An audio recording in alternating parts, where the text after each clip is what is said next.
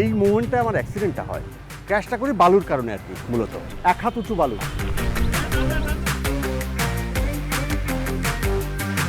যখন আমার অফিসের কলিগদের সাথে শেয়ার করলাম যে আমি একটা স্কুটার কেনার কথা ভাবছি, সবাই সাথে সাথে আমাকে নিয়ে ট্রোল করা শুরু করলো, মজা করে আমার নামই দিয়ে দিল স্কুটি ম্যান।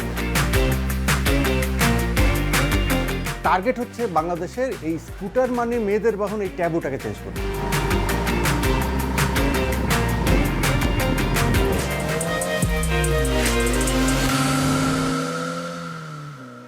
আজকে আমি প্রচণ্ড এক্সাইটেড হওয়ার কারণও আছে।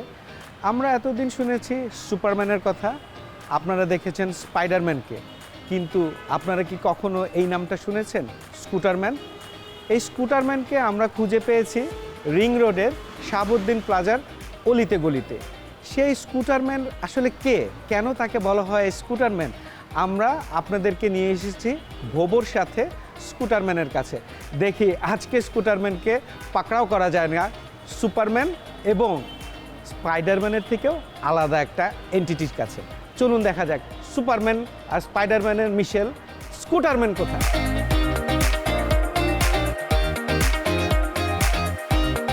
আসসালামু আলাইকুম শান্ত ভাই, অবশেষে আপনার সাথে আমার দেখা হইলো। আলহামদুলিল্লাহ, আপনার পাড়া যে আমার এই গরিবখানায় পড়েছে, এই জন্য আমি কি যে বলেন, স্কুটারম্যানকে সবাই দেখতে চায়, স্কুটারম্যানের গল্প শুনতে চায়। আসলে সত্যি কথা, আমি যদি প্রথমেই আমি জানতেই চাবো, মানে আমারও ইচ্ছা যে এভাবে বলা হয় নাই, স্কুটারম্যান শুরু করলেন কিভাবে? মানে স্কুটারম্যান আমাদের ওই যে বললাম স্পাইডারম্যানের মতো, কিভাবে হলো আপনি যদি একটু বলেন।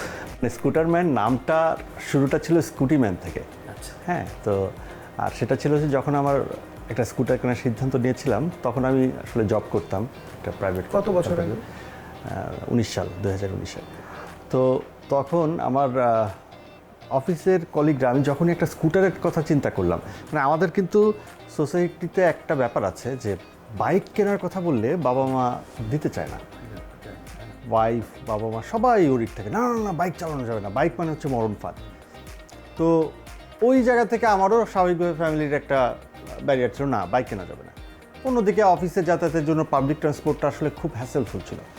তো পরে আমি চিন্তা করলাম ওয়াই নট স্কুটার, কিন্তু দেখলাম যে স্কুটার বাংলাদেশে তখন চলে না বললেই চলে, খুবই কম দেখা যায় রাস্তাঘাটে, খুবই কম দেখা যায় না বললেই চলে। তো আমি তখন বাইরের সমস্ত কান্ট্রিগুলোতে স্কুটার এত সুন্দরভাবে চালাচ্ছে, আমাদের কান্ট্রিতে এই স্কুটার নিয়ে কোনো মাতামাতি নাই, কিছুই নাই, আর স্কুটার মানে মেয়েদের বাহনে এমন একটা ট্যাবু ছিল রীতিমতো। তো তখন আমি যখন আমার অফিসের কলিগদের সাথে শেয়ার করলাম যে আমি একটা স্কুটার কেনার কথা ভাবছি, সবাই সাথে সাথে আমাকে নিয়ে ট্রোল করা শুরু করলো, আরে শান্ত ভাই আপনি এরকম একটা টল একটা মানুষ, আপনি মেয়েদের একটা বাহন চালাবেন, হ্যাঁ মেয়েদের একটা বাহন চালাবেন, কেমন একটা ব্যাপার, আচ্ছা মেয়েদের বাহন এই কনসেপ্ট কোত্থেকে আসলো রে ভাই? সবাই হ্যাঁ এটা তো মেয়েদেরই বাহন, এটা তো মেয়েরা চালায়। আমার খুব মেজাজ খারাপ হচ্ছিল যে একটা মানুষ, সে পাবলিক ট্রান্সপোর্টটাতে এত পরিমাণ বিরক্ত হওয়ার পরে সে যখন একটা অল্টারনেটিভ অপশন খুঁজতে যায়, অ্যাভারেজ পিপলের জন্য স্কুটারটা কিন্তু অনেক কনভিনিয়েন্ট একটা জিনিস, তার ডেইলি লাইফটা অনেক সহজ হয়ে যেতে পারে এরকম একটা বাহন যদি তার সাথে থাকে। কিন্তু সোসাইটির প্রেশারে কিন্তু মানুষ এটা করতে পারে না। এক্স্যাক্টলি। তো তখন আমার কলিগদের মধ্যে কয়েকজন, ওরা আমাকে মানে মজা করে আমার নামই দিয়ে দিল স্কুটি ম্যান। আমি কিনবো এই জন্য। আচ্ছা, স্কুটি ম্যান। আমি তখন ওদের এই মজা করার সব মানে এই শব্দটা শুনে বলি স্কুটি ম্যান সাউন্ডস কুল। আচ্ছা ঠিক আছে, তোমরা মজা করে নামটা দিলে তো স্কুটি ম্যান, ওকে ফাইন, আমি এটাকেই গ্র্যাব করলাম। আমি এটাকেই গ্র্যাব করব এবং টার্গেট হচ্ছে বাংলাদেশের এই স্কুটার মানে মেয়েদের বাহন, এই ট্যাবুটাকে চেঞ্জ করবো। আমরা দাগ থেকে নতুন কিছু ভালো কিছু হইতেও পারে, তাই না? Right, very good. হ্যাঁ, ওইখান থেকেই শুরু করা এবং মানে স্কুটি ম্যান নাম দিয়ে স্টার্ট করছিলাম। বাট আমার টার্গেটই ছিল এটাকে আমি একটা পর্যায়ে গিয়ে স্কুটারম্যান চেঞ্জ করে ফেলবো, এবং সেই চেঞ্জটা আমি তখন করব, ধরেন এখন যদি আমি মানুষকে বুঝাই এটাকে স্কুটি বলে না, এটাকে স্কুটার বলে। স্কুটি তো একটা ব্র্যান্ডের, একটা মডেলের পেপ প্লাস একটা ব্র্যান্ড মডেল ছিল, ওই মডেলটার কারণে সবাই স্কুটি বলা শুরু করে। Actually it's not scooter. ওই থেকেই আর কি আমার শুরু, এবং তারপরে যখন এসে দেখলাম যে হ্যাঁ এখন একটা সময় এসছে মানুষকে বার্তাটা এরকম একটা ধাক্কা দেওয়ার, যে স্কুটিম্যান থেকে হঠাৎ করে একদিন চ্যানেলের নেম চেঞ্জ করে স্কুটারম্যান করে দিলাম।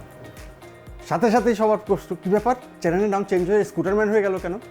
ঠিক আছে, তখন যখন আমি বলছি এটাকে স্কুটার বলেন, মানুষ তখন ওটাকে ভ্যালুয়েবল মনে করে নিল এবং সবাই তখন ওটাকে নিজেকেও চেঞ্জ করলো, না এটা আসলে স্কুটি না স্কুটার বলার প্র্যাকটিসটা শুরু করলো। আমারও কিন্তু শুরুটা আপনাকে আইডল হিসেবে নিয়ে, আলহামদুলিল্লাহ। আমি সত্যি কথা বললাম, কারণ আপনি যেইটা আপনি যুদ্ধটা শুরু করছেন, সেই যুদ্ধটা আমি দেখতে পারতেছি এখন চারপাশে ছড়িয়ে গেছে আসলে সত্যি করা। আর আমাদের যেটা প্রবলেম ছিল, আমরা আসলে জিনিসপত্র তো পেলাম না। এই গল্পটা বলবেন, কারণ আমার মনে আছে আমিও আপনাকে পোক করেছিলাম যে আমার সেফটি গিয়ার্স লাগবে, শান্ত ভাই আমি কোথায় পাবো, আপনি তো নিজের জন্য আনছেন। আমি এখানে অনেকগুলো হেলমেট দেখতেছি, এগুলোর সাথে কি কোনো মানে কি কি সতর্কতা মনে হয় যে আমাদের গ্রহণ করা উচিত? এগুলো তো সব মনে সার্টিফাইড না? হ্যাঁ, মোস্ট অফ দ্য কেসেস এগুলো সার্টিফাইড, তবে যেগুলো হাফ ফেস এগুলোরও সার্টিফিকেশন আছে, আইএস সার্টিফিকেট, বাট ওটা আপনার ভাইটাল সার্টিফিকেশন না, যেহেতু ওপেন ফেস কিন্তু অ্যাকচুয়ালি সার্টিফাইড হয় না। আচ্ছা, কারণ হচ্ছে ফুল ফেসগুলো হয়। হ্যাঁ, আপনি যখন ওপেন ফেস পরে চালাচ্ছেন তখন সেটা স্বাভাবিকভাবে আপনি যদি কোনো অ্যাক্সিডেন্টের মুখোমুখি হন, সেটা আপনাকে প্রোটেক্ট করতে পারবে কিনা এটা নিয়ে সন্দেহ আছে। দিস ইজ ফুল ফেস, এটা ফুল ফেস, রাইট। এটাও একদম বাজেট ফ্রেন্ডলি একটা হেলমেট, 2500 টাকা মনে হয় অনলি। হ্যাঁ, বাহ, এগুলোর চমৎকার। সার্টিফিকেশন আসলে অতটা ইম্প্যাক্টফুল না। আচ্ছা। কিন্তু এখানে আইলেভের কিছু হেলমেট দেখতে পাচ্ছেন, অনেক দাম মনে হয়। এগুলো হচ্ছে অ্যারাউন্ড 10,000 টাকার মধ্যে আছে, কেওয়াইটি আছে। হ্যান্ড গ্লাভসও মনে হয় অনেক ইম্পর্টেন্ট, নি গার্ডস, এলবো গার্ড, নি গার্ড যদি আপনি রাইডিং জ্যাকেট, রাইডিং প্যান্ট না পরতে চান, সেক্ষেত্রে অবশ্যই এগুলো ইম্পর্ট্যান্ট। অনেকের আসলে যখন রাইড করতে শুরু করে, ফার্স্ট একটা ভেহিকেল কিনবে, হ্যাঁ, অনেক ম্যাক্সিমাম ক্ষেত্রে দেখা যায় যে তারা সেফটি গিয়ারের ব্যাপারে কনসার্ন থাকে না। এটা আমাদের ঠিক আছে। খুবই খারাপ জিনিস। ইভেন অনেকে শিখতে যায়, রাইডিং স্কুলে ভর্তি হয়, তখনও পর্যন্ত তারা ওই সময় তো আরো বেশি প্রয়োজন, Right. একদম ফার্স্ট যখন শিখতে যাচ্ছে তখন সেফটি গিয়ার নিয়ে কনসার্ন না। উচিত। আমার দুঃখ লাগে একটা জিনিস দেখলে, অনেক রাইডিং স্কুল দেখি তারা শেখাচ্ছে without any safety gear, helmet ছাড়াও। হেলমেট ইভেন কোনো প্রকার সেফটি গিয়ার ছাড়া তারা শেখাতে নেমে গেছে। তো এগুলো খুব আনফর্চুনেট ব্যাপার। আমি বলবো যে যারা অন্তত নতুন একটা বাইক অথবা স্কুটার যাই নিক না কেন, শুরুতে তাদের ভাবা উচিত সেফটি গিয়ার নিয়ে, এরপরে বাইক বা স্কুটার। তার মানে আমরা রিভার্সে শুরু করলে সবচেয়ে ভালো, মানে সেফটি আগে, ডেফিনেটলি, তারপরে হচ্ছে দ্য প্রোডাক্ট, দ্য বাইক। মানে অনেক সময় অনেকে অলসতা করে বলে যে ভাই এইখান থেকে এটুকু, আমার তো মাত্র 10-12 কিলোমিটার রাইড, এইগুলোতে এত সেফটি গিয়ারের প্রয়োজন হয় না। ভাই, বাসার সামনেও আপনার অ্যাক্সিডেন্ট হতে পারে, রাইট? মানে ইউ নেভার নো কখন কীভাবে অ্যাক্সিডেন্ট হবে। আর যেভাবে রাস্তাঘাটে এখন ব্যাটারি চালিত অটোরিকশাগুলো দৌড়াত্ম, সেই জায়গাগুলোতে দেখবেন যে আপনি গ্যারান্টি নাই, ধুমধাম অ্যাক্সিডেন্ট হয়ে যাচ্ছে।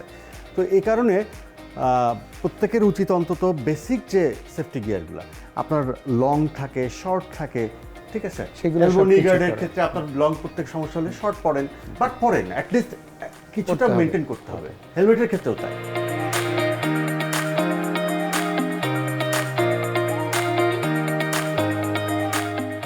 এখন শান্ত ভাই, আমরা আসলে সারা বাংলাদেশে যেহেতু বাইকিং, স্কুটার, এই মোটর স্পোর্টসটা অনেক আপলিফট হয়েছে, অনেক ফেক জিনিসও দেখি। তো আমরা এই ফেক জিনিস নিয়ে তো দুর্ঘটনায় পড়াটা আরও বিপজ্জনক, যারা বিশেষ করে লং রুটে যায়। সত্যি কথা বলতে আমার বিজনেসের স্টার্ট যেটা ছিল, মানে আমার কিন্তু মোটেও ইচ্ছা ছিল না বিজনেসে আসার। সবটাই মেন ছিল। আমার প্যাশনটা ছিল আমার riding and scooter behind the scene কাজ করা, স্কুটার সেগমেন্টের প্রমোশনের জন্য বা রেভলিউশনের জন্য, যেটাই বলে না কেন। তো যেটা হলো কি, যে আমার যারা আমাকে পছন্দ করেন, আমাকে অ্যাটলিস্ট ফোন দেন বিভিন্ন সময় বিভিন্ন পরামর্শের জন্য, তো তারা প্রায় সময় বলতো যে ভাই, আপনার কাছে আমরা বিভিন্ন জিনিসের জন্য ফোন দিচ্ছি সেফটি গিয়ারের ব্যাপারে, তো দেখা যাচ্ছে যে আপনার রিকমেন্ডেড শপে গিয়ে হতাশ হলাম, যে কোনো কারণেই হোক, এক্সাক্ট জিনিসটা পেলাম না, এক্সাক্ট জিনিসটা পেলাম না, বিহেভিয়ার বা অনেক কিছুর কমপ্লেন থাকে। তো সবাই বলতো যে ওয়াই নট আপনি একটা এরকম শপ করেন, ওয়ান স্টপ সলিউশন, যেখানে আমরা সব একসাথে পাবো। অনেক সময় দেখা যাচ্ছে যে এইখানে গিয়ে এইটা পাবে, তো ওইখানে গিয়ে সেটা পাবে। আমি তো স্কুটারও দেখতেছি, আপনি একটা স্কুটারও এটা দেখেছেন, লাস্ট এডিশন, একদম রিসেন্ট যোগ Fantastic. হয়েছে এটা। তো যার কারণে আমি প্রায় 3 বছর সময় নিয়েছিলাম। ওরকম মানুষ যখন আমাকে পোক করতো, 3 বছর সময় নেওয়ার পরে গিয়ে স্টার্ট করলাম গিয়ার স্টেশনের যাত্রা। উপরে একটা ছোট দোকান থেকে শুরু হয়েছিল, সেখান থেকে 8 মাসের মাথায় আবার এখানে শিফট করা, কারণ উপরের ছোট দোকানটাতে সব কিছু অ্যাকোমোডেট করা যায় না, কারণ রাইডিং গিয়ারের জন্য অ্যাটলিস্ট একটা স্পেস লাগে। তো এইসব চিন্তাভাবনা থেকে আর কি শুরু করাটা ছিল। এবং স্কুটার যে ব্যাপারটা, এটা একেবারে রিসেন্ট আমার শপে অ্যাড হয়েছে। এটাও ঠিক ওরকমই অবস্থা যে অনেকেই বলে ভাই আপনার কাছ থেকে আশা করি আপনার শপে এসে যদি স্কুটারটা নিতে পারতাম। বিশেষ করে সবাই বলে যখন আমরা স্কুটারটা কিনতে যাই, খুব ভালো লাগতো যদি আপনি আমাদের হাতে চাবিটা হ্যান্ড ওভার করতেন। হ্যাঁ, দ্যাটস দ্য অ্যাচিভমেন্টস। তো আমার তো ভাই সারা দিন থাকে প্যারায়, বিভিন্ন রকম ব্যস্ততায়, এটা সবসময় হয় না, আমার ইচ্ছা থাকলেও হয় না। তো পরে আমার কাছে মনে হচ্ছে আচ্ছা ঠিক আছে, যদি গ্যারেজ স্টেশনেই থাকে স্কুটার, সবাই এখান থেকে যদি অন্তত সব কিছু না পারি, অন্তত কিছু মডেল যদি অ্যাকোমোডেট করা যায় এই জায়গাটায়, ইট উইল বি বেটার। আর আপনি যে ট্যুরগুলো দেন শান্ত ভাই, এই যে ভিডিও দেখি, ড্রোন শট দেখি, এইগুলা কাকে দিয়ে আপনি এডিটটা করান? সবই আমার একা, সব আপনি করেন? One man.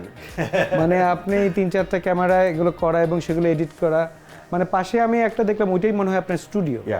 আচ্ছা, সেখান থেকে আপনি করেন, মানে স্বয়ংসম্পূর্ণ আপনি প্রোডাক্ট থেকে শুরু করে, স্কুটার থেকে শুরু করে এডিটিং সব কিছুই আপনার হাতে। আমি সেই 10-12 বছর আগের যে স্কুটি ম্যান ছিল, সেই স্কুটি ম্যান এখন স্কুটার ম্যান, অনেক পরিণত। ভালো লাগতেছে শান্ত ভাই, কারণ হচ্ছে আমাদের দেশে আপনার মতো বা আপনার আশেপাশেও আরও যদি কয়েকজন গড়ে ওঠে, আমাদের মনে হয় এই রেভলিউশনটা অনেক দূর যাবে। আর এখন তো ছেলে মেয়ে এগুলোর কোনো বাছবিচার নাই, সবাই এখন স্কুটার চালায়।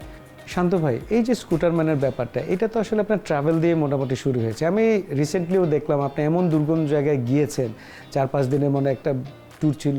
আমি বলবো এক কথায় নর্মালদের কাছে হরিবল, আর আমার কাছে এক্সাইটমেন্ট। তো সেখানে আমি দেখেছি আপনি একটা ছোটোখাটো অ্যাক্সিডেন্টও করেছেন, আপনি কোথাও খাবেন কি ঠিক নাই। এই গল্পগুলো কিন্তু আসলে শুনতে চায়, এই ভোবর দর্শকরা এইটার জন্য লালায়িত হয়ে বসে আছে যে আপনি আসলে কিভাবে করেন। আমার মনে হয় আপনার পেছনে একটু চড়ি, আমরা একটু ঘুরি ঢাকা শহরে, তারপরে শুনে নেই কিভাবে স্কুটারম্যান এই পর্যন্ত আসলো। তাহলে চলেন আমরা একটু বাইরে যাই। শিওর।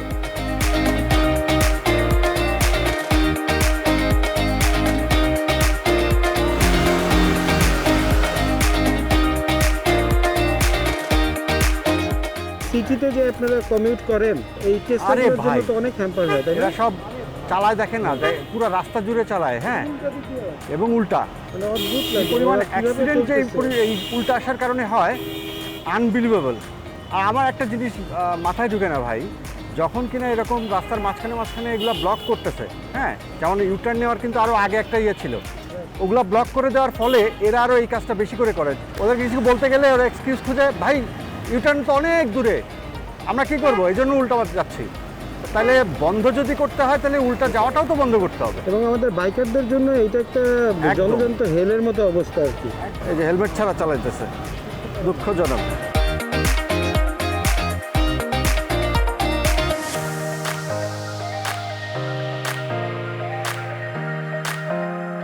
শান্ত ভাই, হ্যাঁ, দেখছেন কি সুন্দর ওয়েদারটা, রাস্তাটার এনভায়রনমেন্টটা দেখছেন। সন্ধ্যা হয়ে গেছে কিন্তু আপনাকে ছাড়তেছি না, কারণ ভোবর দর্শকরা বসে আছে যে আপনার যে অ্যাডভেঞ্চারাস রাইড, যেটার জন্য স্কুটারম্যান, সেটা জানার জন্য। আমি সেটার সময় জন্য আমাকে আপনার মতো বলতে থাকেন যে আপনার রাইড সম্বন্ধে।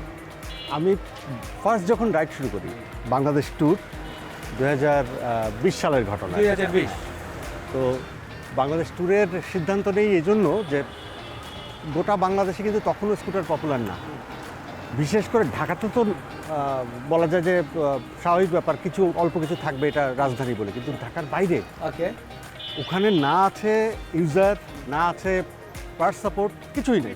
তার সঙ্গে যদি আমি কিছু ট্রাভেল রিলেটেড কিছু অ্যাড করা যায়, এই নাও কাম টু দ্য পয়েন্ট, ঠিক আছে, ট্রাভেল রিলেটেড। তো ওই জায়গা থেকে কিন্তু আমি চিন্তা করবো ঠিক আছে, যেখানে যাব ওই জায়গাগুলোর যে স্পেশালিটি আছে, যে স্পেশাল জায়গাগুলো আছে, ওগুলো একটু ক্যাপচার করার চেষ্টা করি। আমার নিজের দেখাও হবে, রাইট। আবার ক্যামেরার চোখে আমার যারা দর্শক থাকবে তাদেরকেও দেখানো হবে। এই শেষ ট্যুরটা সম্বন্ধে বলবেন, আমি এটার ব্লগটা দেখছিলাম, এইটা খুবই এক্সাইটিং ছিল। আপনার একটা ছোটোখাটো অ্যাক্সিডেন্টও ছিল। হ্যাঁ, রাজস্থানী ফারুয়াতে। রাজস্থান, এই পুরাটা বলেন না, ঢাকা থেকে কত দূর, মানে কিভাবে গেলেন? না, ঢাকা থেকে তো অ্যাজ ইউজুয়ালি আমরা চিটাগাং কোথায় কোথায় গিয়েছেন? ওইটাতে আমরা ডাইরেক্ট চলে গেলাম রাঙামাটিতে। রাঙামাটিতে একটা নাইট স্টে করে তারপরে হচ্ছে পরের দিন সকালবেলায় আমরা রাজস্থলীর উদ্দেশ্যে বের হই। তো আগেই শুনছিলাম যে ওটা অনেক হাই, বেশ প্যানিক ছিলাম একটু হলেও। এই জায়গাটাকে বাংলাদেশের লাদাখ বলা হয় কারণ তার ভিন্নধর্মী রুক্ষ শুষ্ক পাহাড়ি ল্যান্ডস্কেপ এবং অফরোডিং রোড কন্ডিশনের কারণে। ঢাল বেয়ে নামার সময় আমি বুঝতে পারলাম আমার ব্রেক কাজ করছে না।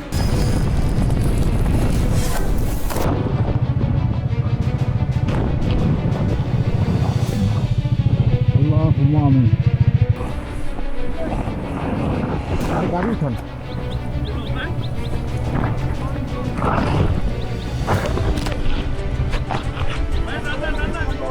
গাড়ি কি ঠিক আছে? আমার কেন জানি মনে হচ্ছিল ঢালটা এত বেশি খাড়া নেমে গেছে এবং সামনে দেখতে পাচ্ছি যে দূরে কিছু আপনার লাল মাটির পুরা স্তূপ জমে আছে, লাইক পাউডারের মতন, হ্যাঁ, বালু দিয়ে ঘেরা আছে। ডাউন হিলের সময় ডাউন হিলেই তো উপর থেকে অতটা বোঝাও যাচ্ছে না ওখানকার সিনারিওটা আসলে এক্স্যাক্ট কেমন। তো যখন ঢাল থেকে নামিয়ে আমার স্কুটারটাতে টিসিএস এবং এবিএস দুইটাই বন্ধ করা যায়, কিন্তু ওই প্যানিক হওয়ার কারণে আমি আর অফ করতে মনে নাই। তো বিশেষ করে টিসিএসটা অফ করা যদি থাকতো তাহলে হয়তো বা ওই অ্যাক্সিডেন্টটা নাও হইতে পারতো। তো যখন ঢালবে নামতেছি সামহাও আমার টিসিএস কাজ করে নাই, মানে ব্রেকটা কাজ করছিল না একদমই। চাকা যখন একদম ক্র্যাশটা করে অলমোস্ট 57 স্পিড, ফুল ব্রেকিংয়ের পরেও সমস্ত শক্তিতে ব্রেক চেপে ধরছি, তারপরে 57-এ যে ক্র্যাশটা করি বালুর কারণে আর কি। মূলত বালুতে গিয়ে এত 1 হাত উঁচু বালু স্তর, ওইখানে আপনার চাকা কোনোভাবেই তখন রাখা আপনার যাবে না। ট্যুরমেটরা আপনাকে উদ্ধার করে বা তখন সঙ্গে সঙ্গে তো ওরা চলে আসে, ওরা এসে তারপর স্কুটারটা উঠায়, আমার কারণ স্কুটারের নিচে আমার পা চলে যায়। এবং সেই সময় নিশ্চয়ই আপনার সমস্ত ক্র্যাশ গার্ড থেকে শুরু করে সবকিছু সবই পড়া পড়া ছিল, ছিল। That saved you. ডেফিনেটলি আপনার সাথে আসলে গল্প করার জন্য আমাদের কয়েকটা এপিসোড লাগবে আমি জানি, কিন্তু আজকে যতটুকু আমরা দেখাতে পারলাম স্কুটারম্যান, আমার মনে হয় অনেকের কোশ্চেনের উত্তর আমরা পেয়েছি। আমি আসলে খুবই আনন্দিত আজকে এরকম একজন সম্মানিত ব্যক্তি যে আমাদের স্কুটারের একটা পুরোধা, তার সাথে আজকে কথা বলিয়ে দিলাম ভুবর দর্শকদেরকে। এইটা আমার জন্য একটা অ্যাচিভমেন্টস। আপনার এটা আরও অনেক আগে আসা উচিত ছিল, অনেক পরে হলেও আপনি আসছেন। শান্ত ভাই, থ্যাংক ইউ। আর আমি ভুবর সব দর্শকদের উদ্দেশ্যে বলবো যে এই যে আজকে এপিসোডটা ছিল, এটা একটা দিগন্ত রেখার মতো থাকবে, কারণ আমাদের স্কুটার যে কমিউনিটিটা এখন গড়ে উঠেছে, যেটার জন্য শান্ত ভাই আমি একক কৃতিত্ব দিব। আর তারপরে আমরা যা একক কৃতিত্ব না দিয়ে না আমরা ভাই। তারপরে আমার ওনাকে একক আমরা কৃতিত্ব না। ফলো করি, সেই ফলো করার পরে আমরা যতটুকু এগিয়ে নিয়ে যাচ্ছি আমার মনে হয় অনেক দূর যাবে। সামনে অবশ্যই আরও এক্সাইটমেন্ট কিছু নিয়ে আসবো, শান্ত ভাইকেও আবার নিয়ে আসবো। শান্ত ভাইয়ের সাথে হয়তো আমরা আর কোনো ট্যুর করব। দেখা হবে ভুবর দর্শকদের সাথে এখন টিভিতে। সাথে থাকুন আমাদের সাথে। থ্যাংক ইউ শান্ত ভাই, থ্যাংক ইউ ভেরি মাচ। এখন টিভিকে থ্যাংক ইউ এবং আপনাকে অসংখ্য ধন্যবাদ। Thank you.